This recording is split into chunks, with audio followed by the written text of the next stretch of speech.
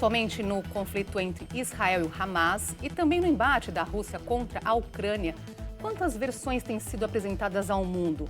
Como e por quem os principais conflitos da história foram contados? Com a velocidade das redes sociais, como fica o entendimento de quem assiste a isso tudo? A história é escrita pelos vencedores? Para essa conversa, recebemos o sociólogo e historiador Ronald Leão Nunes e o professor de Direito Internacional da Unicamp, Renato Vedovato. Prazer recebê-los aqui hoje. Obrigada pela presença. Atenções agora voltadas para a questão Israel e Palestina, não é? Um conflito que se arrasta aí há décadas. Há pouco, os holofotes estavam em Ucrânia e Rússia. Enquanto isso, várias versões são apresentadas ao mundo. Olhando para essa questão das guerras, sempre foi dessa forma?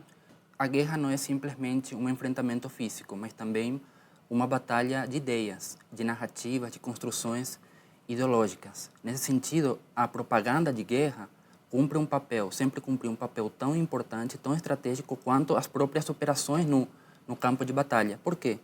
Porque essa propaganda tem a intenção de persuadir, de convencer e de tornar aceitável algo tão cruel, tão horroroso como a guerra.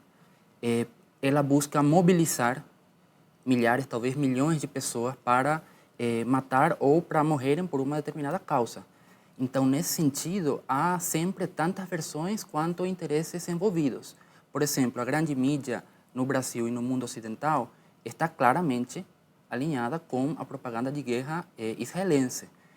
Putin convenceu, impôs, por meio da censura, inclusive, à sociedade russa, o relato de que todos os ucranianos seriam nazistas e que o território da Ucrânia, na verdade, pertence à Rússia. Por isso é tão importante o estudo crítico da história, para ir além dessa história contada pelos vencedores, no sentido de interpretar o passado com perspectiva transformadora do presente. Não simplesmente comprar uma versão, não é? Exatamente. Professor. A gente, seguindo o que o professor coloca, aquela escritora Margaret Atwood diz que a guerra acontece quando o diálogo falha. E pelo menos o diálogo falha, né? Mas normalmente há outras falhas que se quer encobrir com um conflito. Porque o conflito ele acaba escondendo todas as diferenças que podem existir dentro daquele bloco que, em tese, teria que se unir para combater o outro lado. Então, para um governo cheio de problemas, a melhor saída é conseguir um inimigo externo. Ou alguém que quer impor um modelo econômico, ou alguém que está, de alguma forma, pressionando para tomar parte do território. E se isso tudo for somado a elementos religiosos, como a gente tem no conflito entre Israel e o Hamas, a gente vai ter um barril de pólvora muito grande com consequências bastante complicadas.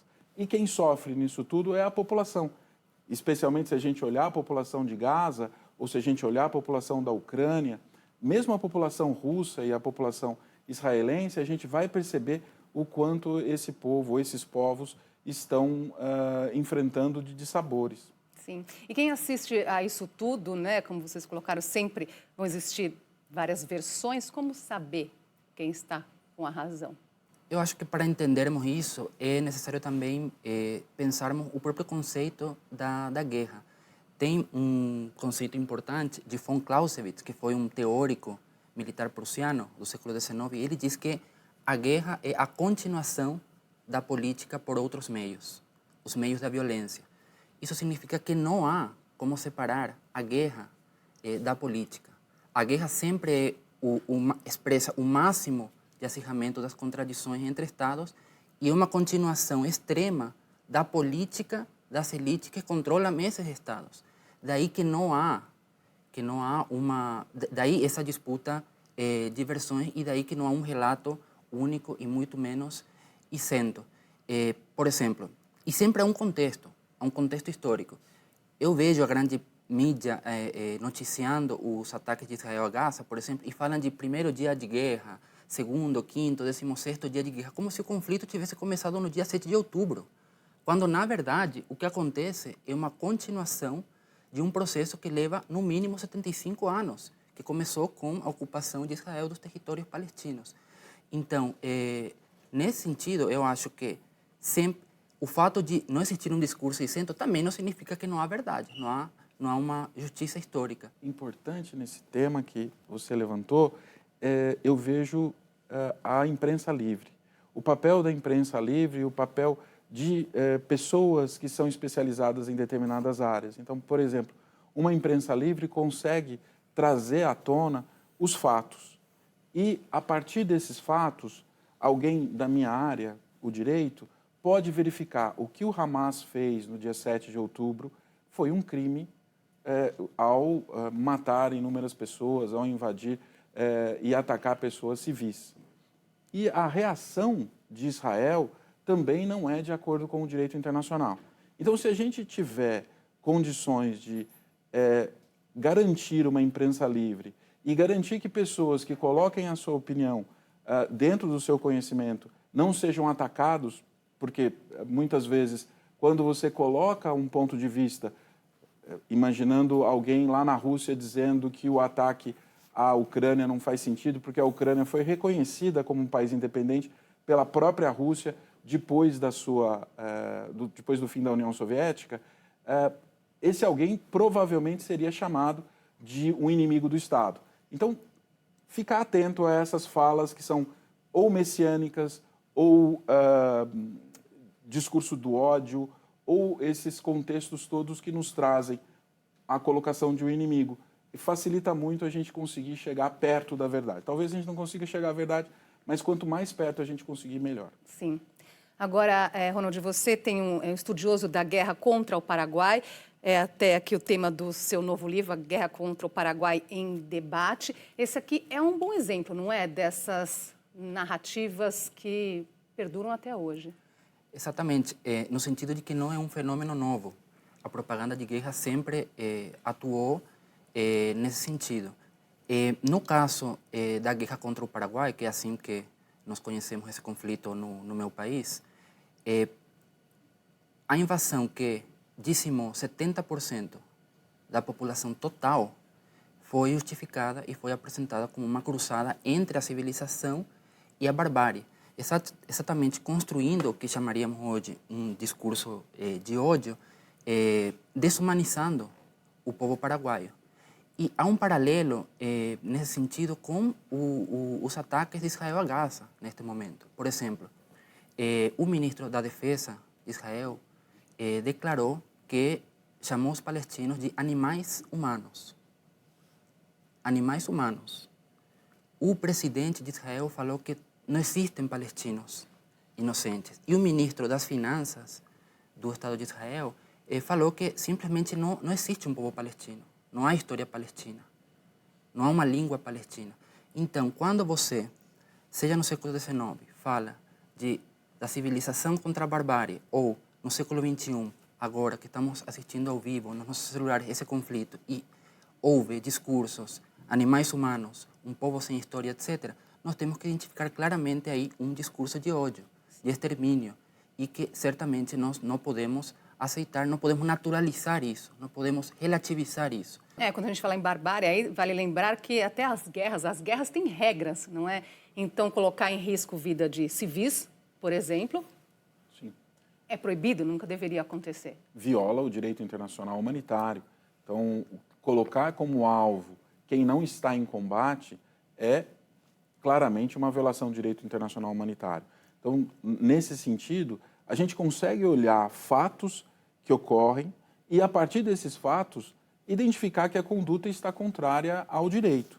Então, por mais que a gente possa reconhecer a existência de opressões a grupos palestinos, à Palestina, à faixa de Gaza, a reação, esse ataque do 7 de outubro, ele claramente viola normas de direito. A reação israelense também viola.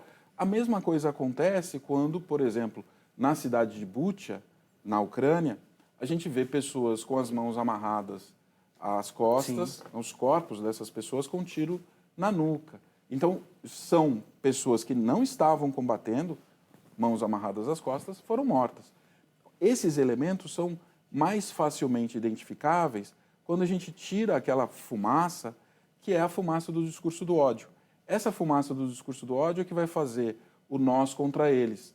e toda vez que tiver o nós contra eles, a gente tende a relativizar os erros cometidos pelo nosso lado. Esse nós contra eles, eu acho que tem a ver até, não é, professor, falando isso, que o Ronald colocou, que a guerra é uma continuidade da questão política. Então, nesse sentido, há ideologia envolvida. E quando há isso, cada um tem a sua verdade absoluta e acredita na sua verdade. E é por acreditar nela que a gente vê muitas guerras aí que perduram, que parece que não vão ter fim.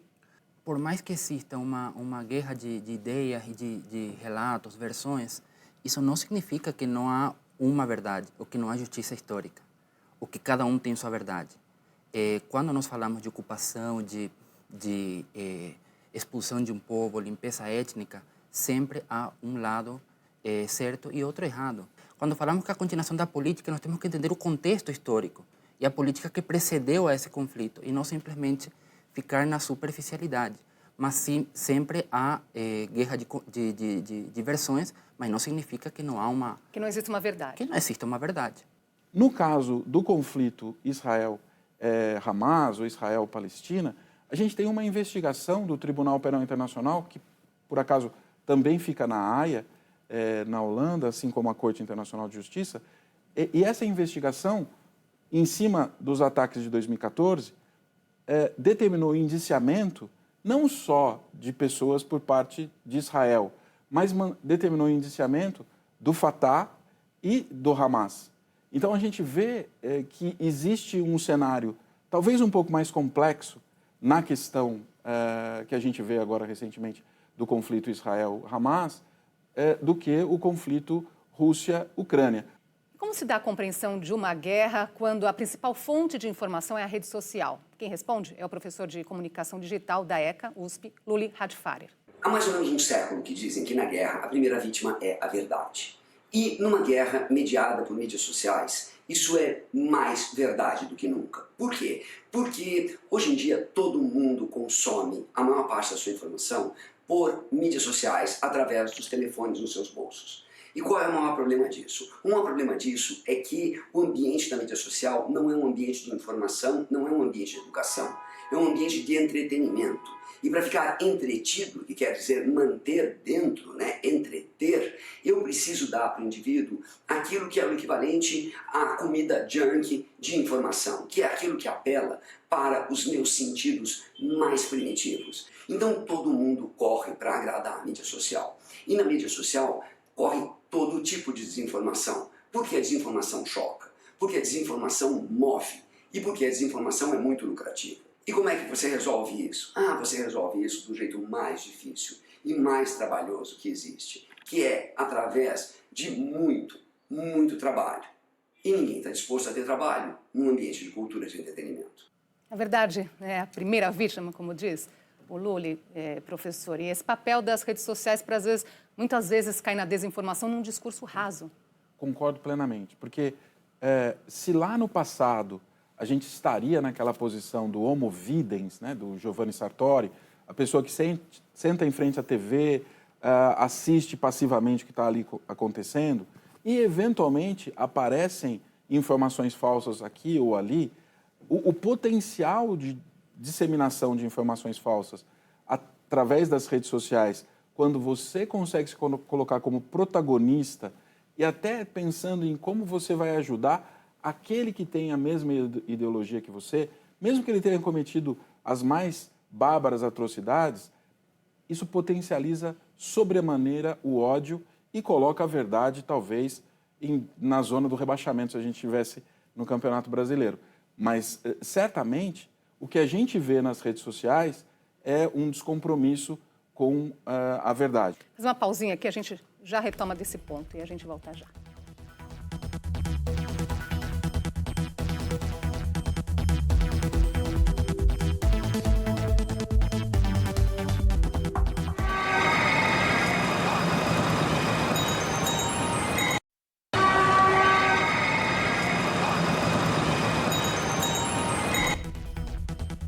Voltamos a conversar sobre a verdade e as versões de uma guerra com o sociólogo e historiador Ronald Leão Nunes e com o professor de Direito Internacional da Unicamp, Renato Vedovato. Falávamos há pouco sobre a questão das redes sociais, da influência delas, né, diante dos conflitos, das guerras. Nesse sentido, há também, além da guerra em loco, uma guerra virtual? Com certeza, a mídia digital e as redes sociais globalizam notícias, informações, imagens, quase que em tempo real. Nós estamos assistindo aos conflitos, não só pela TV, mas também nos nossos celulares. Isso, evidentemente que uma determinada forma de consumir esse conteúdo pode ser vantajoso.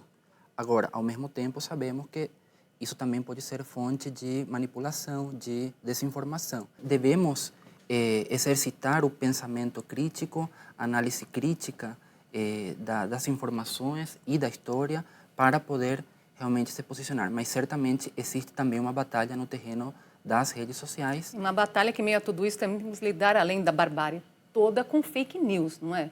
Exato. Professor, que é um tipo de artimanha também que sempre existiu? Talvez num potencial muito menor, né? A gente lembra das eleições aqui no Brasil de 1989, alguns fatos que aconteceram, especialmente aquele que envolveu um suposto pedido do então candidato para ex-mulher fazer um aborto. Então, teve ali o potencial de impacto daquele tipo de notícia, na verdade, desinformação, era muito menor do que o que a gente tem hoje com as redes sociais. Não existe essa velocidade da internet, né? Hoje, com essa velocidade, não tem como parar, né? E essa velocidade tem não só o elemento de você conseguir identificar o que a população está discutindo, mas também, como o professor colocou, de influenciar na discussão que vai ser travada. Então, antes você tinha a tentativa de identificar o que a população mais entende necessário para se colocar... Funciona como um termômetro, então? É mais ou menos isso? É um termômetro que você consegue colocar a temperatura que você quer, talvez. Sobre as fake news, esse problema também não é algo novo. Do ponto de vista histórico, as potências colonialistas sempre utilizaram fake news, mentiras, para justificar seus interesses, as guerras e até atrocidades. Nós sabemos, por exemplo, que o nazismo possuía uma máquina de fake news, uma máquina de propaganda muito sofisticada, muito eficiente. A guerra no Iraque, já neste século, e no Afeganistão, a chamada Guerra ao Terror, que deixou mais de 1 milhão de mortos, também foi justificada com uma mentira, as supostas armas de destruição em massa em poder do Saddam Hussein. As fake news são muito, muito perniciosas no sentido de que, neste momento, cumprem um papel de justificar um regime de ocupação ilegal e de apartheid contra um povo que simplesmente está lutando pelo seu direito à autodeterminação nacional. Então, acho que é um perigo constante e nós temos que, certamente, abrir os olhos diante disso. E o professor da Universidade Federal da Bahia, Luciano Amaral Oliveira, autor do livro Crítica à Análise Crítica do Discurso, define discurso como um conjunto de enunciados sustentado em um conjunto de regras que diz o que pode, o que não pode ser dito em um determinado contexto sócio-histórico e ou institucional. Nós conversamos com ele sobre o momento atual. Atualmente, estamos vendo aí pela mídia, né, o conflito entre Israel e Gaza. E a mídia brasileira corporativa adotou um discurso pró-Israel, composto por enunciados como Israel tem direito a esta terra, Israel tem direito a se defender, Hamas é um grupo terrorista, Israel não é um Estado terrorista, e outros enunciados. E se esse discurso é veiculado, se esses enunciados são veiculados pela mídia corporativa, as pessoas tendem a aderir a esse discurso e ficarem a favor de Israel, enxergar Israel como bonzinho, ficarem contra Hamas, infelizmente contra a Palestina de tabela, e achar que o Hamas é o ruim da história. Mas veja, semana passada o Jornal de Grande Porte veiculou uma manchete que era assim, Hamas mata 47 civis. Se Israel faz a mesma coisa, como aconteceu com aqueles 70 civis tentando fugir dentro do prazo que Israel deu da faixa de Gaza, você não vê anunciado como Israel mata 70 civis, ou Israel faz um ataque terrorista. Então sim, os discursos fazem com que as pessoas se posicionem de um lado ou de outro. Aproveitar o gancho que o professor Luciano nos dá sobre a questão do discurso, também o papel da imprensa, para perguntar se há imprensa isenta, professor. Bom, essa é uma pergunta fundamental. Eu acho que a gente tem que lutar para que ela exista.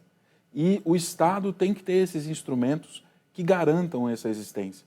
O Ministério Público deve ficar atento, a gente precisa pensar em como a imprensa se estrutura e como que existem as decisões dentro dos órgãos de imprensa para publicar de um lado ou publicar de outro. Nesse ponto que o professor coloca, que eu achei fundamental, é relevante, sim, dizer o que aconteceu. De fato, o grupo Hamas assumiu que matou essas pessoas. Então não dá para a imprensa dizer que não matou. Se aconteceu de Israel fazer um ataque e pessoas morrerem e a imprensa não relatar, aí pode ser o problema. Mas que nesse caso específico a imprensa está certa, está. O Hamas assumiu o que fez.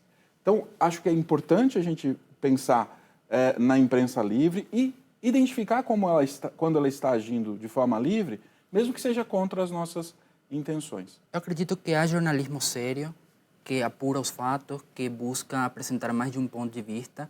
Agora, não acredito que exista jornalismo isento, neutro.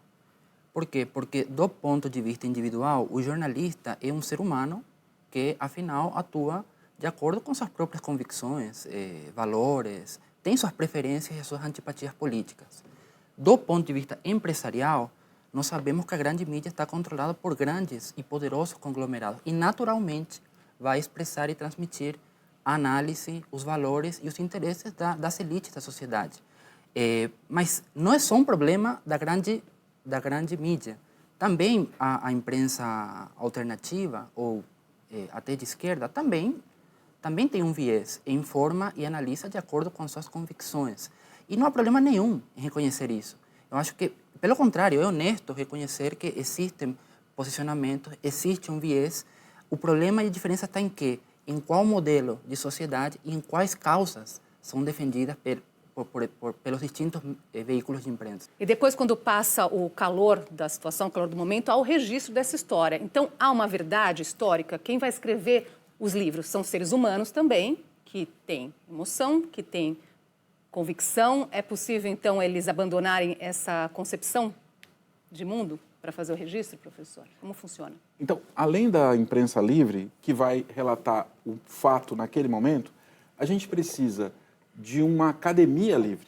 É essa academia que vai poder discutir os elementos históricos e revisitar esses elementos históricos, como bem fez o professor Ronald ao falar da guerra contra o Paraguai. Então, imprensa livre, academia, universidades funcionando, centros de pesquisa e também um judiciário, uma estrutura de judiciário que possa cobrar esses empresários da imprensa que tomam decisões equivocadas, acho que é o tripé fundamental de uma sociedade. Às vezes o tempo pede novas interpretações, é preciso revisitar os fatos, reescrever a história. Não só revisitar, porque o tempo muda, mas também porque podem ter existido fatos escondidos no passado, que só a academia vai ter condições de olhar com calma, com distanciamento e conseguir identificar. Não é à toa que quando a gente tem movimentos totalitários, os 3 alvos são imprensa, academia e judiciário.